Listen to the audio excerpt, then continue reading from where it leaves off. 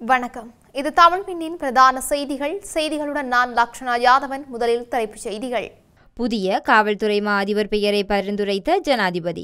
சட்டவிரோத திஸ்ஸவிகாரைக்கு எதிராக ஆர்ப்பாட்டம். சபாநாயகருக்கு எதிராக சஜித் எடுத்துள்ள அதிரடி தீர்மானம். கிளிநொச்சியில் முன்னறிவிப்பின்றி பிரதேச சபையினர் மேற்கொண்ட நடவடிக்கை ஏற்படும் கடும் குழப்ப நிலை. அனுரவை குறிவைத்து பரப்பப்படும் அவதூறு. சிஐடியில் முறைப்பாடு. அரசு நிறுவனங்களில் நிலவும் வாகன பற்றாக்குறை. 2000 கேப் வண்டிகளை இறக்குமதி செய்ய திட்டம். நல்லூருக்கு செல்வோருக்கு போலீசார் விடுத்துள்ள அறிவிப்பு. அனுரவின் கேள்விக்கு பதில் வழங்க துணியாத எதிர்க்கட்சி. உயர்தர மாணவர்களுக்கு கல்வி அமைச்சர் வெளியிட்ட முக்கிய அறிவிப்பு. கூலிப்படைக்கு ஆதரவளித்த பாதுகாப்பு தரப்பினர் அம்பலப்படுத்திய அனுர. தொடர்பான விரிவான செய்திகள்.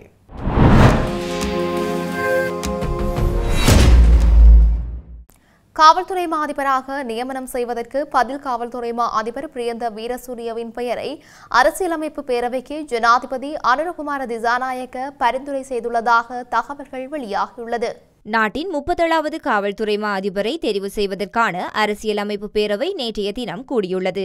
இருப்பினும் அரசியலமைப்பு பேரவையில் நிகழ்ச்சி நிரலில் காவல்துறை மா அதிபர் தொடர்பான விடயம் இல்லாதமையால் அந்த பெயர் குறித்து விவாதிக்கப்படவில்லை என்று தெரிவிக்கப்படுகின்றது.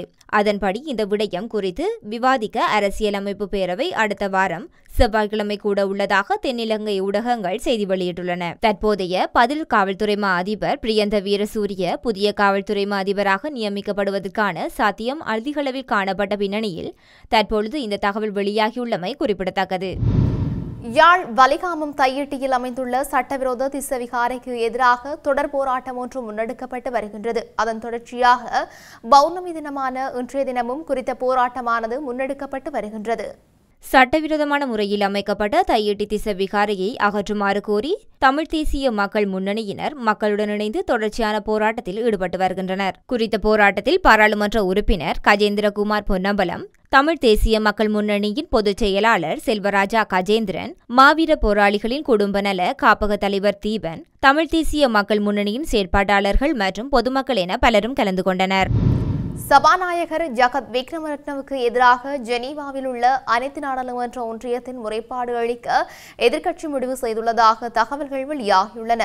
எதிர்க்கட்சித் தலைவர் சஜித் பிரேமதாசவை மற்றும் பிற எதிர்க்கட்சி நாடாளுமன்ற உறுப்பினர்கள் நாடாளுமன்றத்தில் தங்கள் கருத்துக்களை வெளிப்படுத்த சபாநாயகர் நியாயமான நேரத்தை வழங்கவில்லை என தெரிவித்து இந்த முறைப்பாடு அளிக்கப்பட்டுள்ளது. எதிர்க்கட்சியின் தலைமை அமைப்பாளர் கயந்த கருணாதிலக்க கேள்வி எழுப்பிய போது தேசிய முக்கியத்துவம் வாய்ந்த அவசர விடயத்தை நாடாளுமன்றத்தில் முன்வைக்க நாட்டின் வாய்ப்பு கிடைக்கவில்லை என்று அவர் கூறியுள்ளார். எதிர்க்கட்சித் தலைவரோ அல்லது எதிர்க்கட்சி நாடாளுமன்ற உறுப்பினரோ உரையாடுவதை முந்தைய எந்த சபாநாயகரும் தடுக்கவில்லை என்று கயந்த கருணாதிலக்க குற்றம் சுமத்தியுள்ளார்.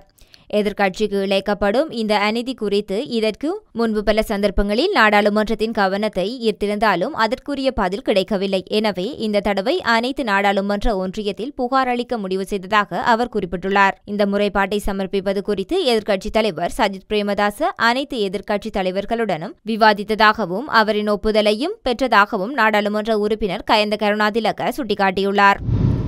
கிளிநொச்சி கனகபுரம் பகுதியில் ஆர்டிடி எல்லைக்கு உட்பட்ட வர்த்தக நிலையங்களின் முற்பகுதியை பிரதேச சபையினர் எந்தவித அறிவித்தலுமின்றி திடீரென அகற்றுவதற்கு நடவடிக்கை மேற்கொண்டுள்ளனர். இதன் காரணமாக அப்பகுதியில் வர்த்தகர்களால் அமைதியின்மை ஏற்பட்டுள்ளது. கிளிநொச்சி வர்த்தக சங்கத்தினருக்கு இப்பகுதியில் உள்ள அத்துமுறி அமைக்கப்பட்ட வர்த்தக நிலையங்களின் முற்பகுதி அகற்றப்பட உள்ளதாக தகவல் வழங்கப்பட்டிருக்க வேண்டும் எனவும் அப்படி வழங்கப்பட்டிருந்தால் வர்த்தகர்கள் அடங்கிய நாங்கள் அதற்கு அடிபணிவோம் என வர்த்தகர்கள் தெரிவித்திருந்தனர். இச்சம்பவம் தொடர்பாக கிளிநொச்சி பிரதேச சபையின் செயலாளரிடம் வினவிய போது அவ்வீதியானது ஆர்டிடி எல்லைக்கு உட்பட்ட பகுதியாக காணப்படுவதன் காரணமாகவும் இப்பகுதியில் உள்ள நடைபாதை வியாபாரிகளை முற்றுமுழுதாக அகழ்த்தப்பட வேண்டும் என பிரதேச சபையின் ஊடாக வர்த்தக சங்கத்தினருக்கு கடிதம் மூலம் தகவல் வழங்கப்பட்டிருந்ததாகவும் தெரிவித்துள்ளார். அத்துடன் ஒலிபெருக்கி ஊடாக 2 தடவை நடப்பாதை வியாபார இடங்களை அகற்றுமாறு தகவல் வழங்கப்பட்டிருந்த போதிலும் அதற்கு அவர்கள் எந்த நடவடிக்கையும் மேற்கொள்ளவில்லை என அவர் குறிப்பிட்டுள்ளார். இதன் காரணமாக நேற்றைய தினம் பிரதேச சபையினர் நடைபாதை வியாபார இடங்களை அகற்றும் நடவடிக்கையை மேற்கொண்டிருந்த போது அங்கு கூடிய சில வர்த்தகர்களால் வாக்குவாதம் ஏற்பட்டுள்ளது. அத்துடன் பிரதேச சபை ஊழியர் ஒருவரையும் தாக்க முற்பட்டதாகவும் இதன் காரணமாக அப்பகுதியிலிருந்து பிரதேச சபையினர் வெளியேறியதும் கிளிநொச்சி போலீஸ் நிலையத்திற்கு இச்சம்பவம் தொடர்பாக முறைப்பாடு ஒன்றினையும் பதிவு செய்துள்ளதாக கிளிநொச்சி பிரதேச சபையின் செயலாளர் தெரிவித்துள்ளார். ஜனாதிபதி அனுரவை குறிவைத்து சமூக ஊடகங்களில் பரப்பப்படும் தவறான மற்றும் பொய்யான தகவல்கள் தொடர்பாக குற்றப்புலனாய்வு திணைக்களத்தில் முறைப்பாடு பதிவு செய்யப்பட்டுள்ளது. ஜனாதிபதியின் அறிவித்தலின் பிரகாரம் அவரது சட்டத்திரடியான அகலங்க உக்வத்தே இந்த முறைப்பாட்டை குற்றப்புலனாய்வு திணைக்களத்தில் பதிவு செய்துள்ளார். சமூக ஊடகங்களில் பரவும் இவ்வகை பதிவுகள் ஜனாதிபதியின் தனிமனித கௌரவத்தையும் அரசியல் பின்புலத்தையும் சீரழிக்கும் நோக்கத்துடன் பரப்பப்படுவதாகவும் அவை முழுமையாக பொய்யானவை என முறைப்பாட்டில் சுட்டிக்காட்டப்பட்டுள்ளது. அரசு நிறுவனங்களில் நீண்டகாலமாக நிலவும் வாகன பற்றாக்குறையை நிவர்த்தி செய்வதற்காக 2000 கெப் வண்டிகளை இறக்குமதி செய்ய திட்டமிடப்பட்டுள்ளது.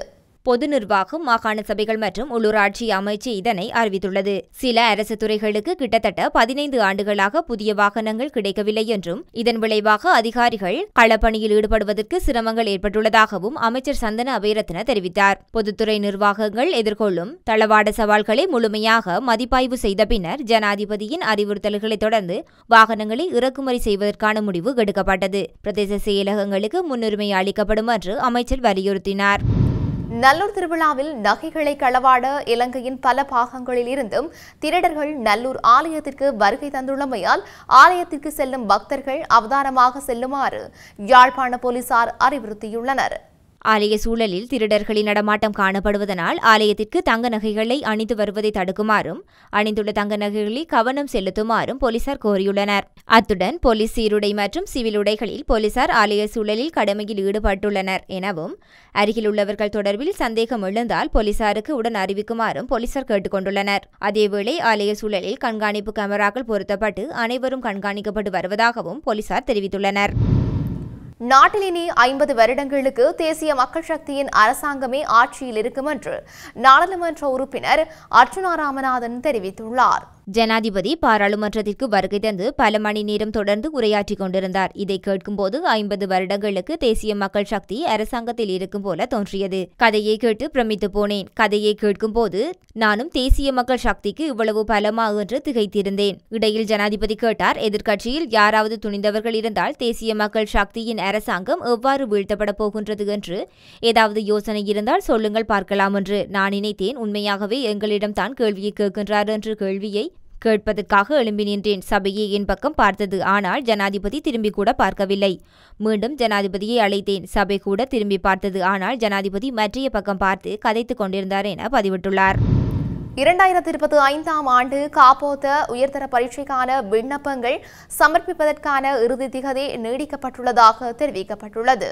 குறித்த விடயத்தை கல்வி அமைச்சு அறிவித்துள்ளது. இதன்படி ஆகஸ்ட் 12ஆம் தேதி நள்ளிரவு 12 மணி வரை இணையவழி விண்ணப்பங்களை சமர்ப்பிக்க முடியும். 2024ஆம் ஆண்டு மீள் மதிப்பீட்டு பெறுபவர்களின் அடிப்படையில் 2025 உயர்தர பரீட்சைக்கு விண்ணப்பிக்க விரும்பும் மாணவர்கள் மற்றும் 2025ஆம் ஆண்டுக்கான காப்போத்த சாதாரண பரீட்சைக்கு குறிப்பிட்ட காலத்தில் விண்ணப்பிக்க முடியாதவர்களுக்கு இந்த நீடிக்கப்பட்ட கால அவகாசம் வழங்கப்பட்டுள்ளது. இந்த சலுகை காலம் எந்தவொரு காரணத்தை கொண்டும் மேலும் நீடிக்கப்படாது என்று கல்வி அமைச்சு வெளியிட்ட அறிக்கையில் தெரிவிக்கப்பட்டுள்ளது.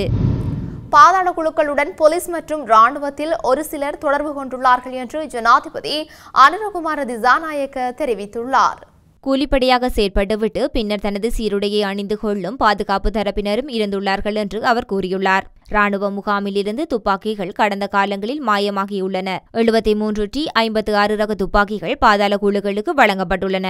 இந்த 10 மாத காலத்தில் அவற்றில் 35 துப்பாக்கிகள் கைப்பற்றப்பட்டுள்ளன.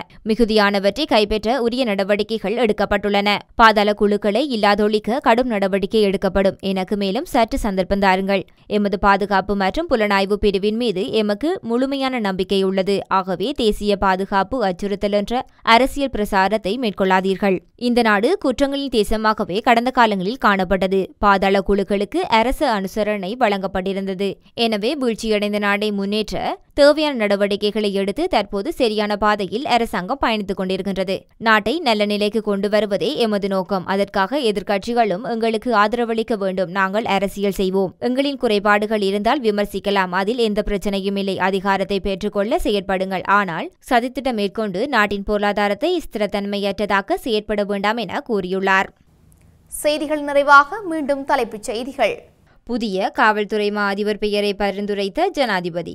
சட்டவிரோத திஸ்ஸவிகாரைக்கு எதிராக ஆர்ப்பாட்டம். சபாநாயகருக்கு எதிராக சஜித் எடுத்துள்ள அதிரடி தீர்மானம். கிளிநொச்சியில் முன்னறிவிப்பின்றி பிரதேச சபையினர் மேற்கொண்ட நடவடிக்கை ஏற்படும் கடும் குழப்ப நிலை. அனுரவை குறிவைத்து பரப்பப்படும் அவதூறு. சிஐடியில் முறைப்பாடு. அரசு நிறுவனங்களில் நிலவும் வாகன பற்றாக்குறை. 2000 கேப் வண்டிகளை இறக்குமதி செய்ய திட்டம். நல்லூருக்கு செல்வோருக்கு போலீசார் விடுத்துள்ள அறிவிப்பு. அனுரவின் கேள்விக்கு பதில் வழங்க துணியாத எதிர்க்கட்சி. உயர்தர மாணவர்களுக்கு கல்வி அமைச்சர் வெளியிட்ட முக்கிய அறிவிப்பு. கூலிப்படைக்கு ஆதரவளித்த பாதுகாப்பு தரப்பினர் அம்பலப்படுத்திய அனுரர்.